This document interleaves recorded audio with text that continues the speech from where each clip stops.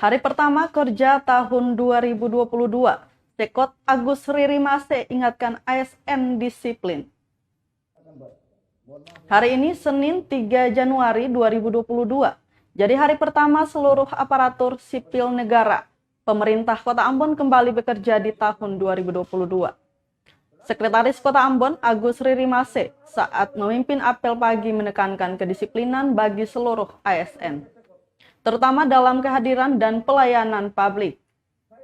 Tak hanya sanksi, Sekot yang baru dilantik Desember 2021 lalu itu mengatakan kedisiplinan jadi salah satu kunci kemajuan Ambon, khusus bagi kependudukan dan pencatatan sipil.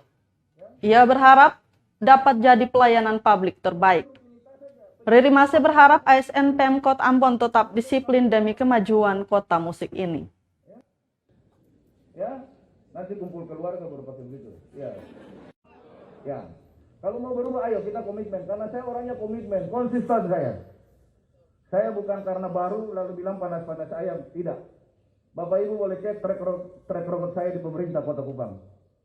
Tangan sama-sama memajukan kota ini dengan cara yang tadi saya bilang, mulai dengan sukses seseorang itu mulai dari disiplin. Kalau tidak disiplin tidak mungkin dia bisa lakukan sesuatu. Ya, ke depan saya yakin ASN kita ini sangat bisa untuk kita berkenalan dengan untuk memajukan kota ini. Karena ya, kita bersyukur ya, seperti kali begitu antusias dan apa yang saya sampaikan mudah-mudahan mereka bisa mengikuti itu. Untuk kehadiran pegawai sendiri gimana nih Pak? Kehadiran apa dulu? Pak lihat dong, mereka hadir banyak. Nanti untuk lebih jelas detail kan ada kepala BKD.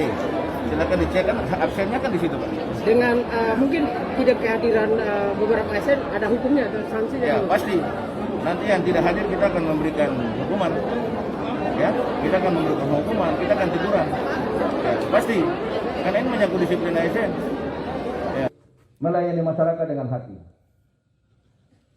Para camat sampaikan kepada lurah dan raja, kepala desa untuk masuk kantor. Terima kasih sudah nonton. Jangan lupa like, subscribe, dan share ya.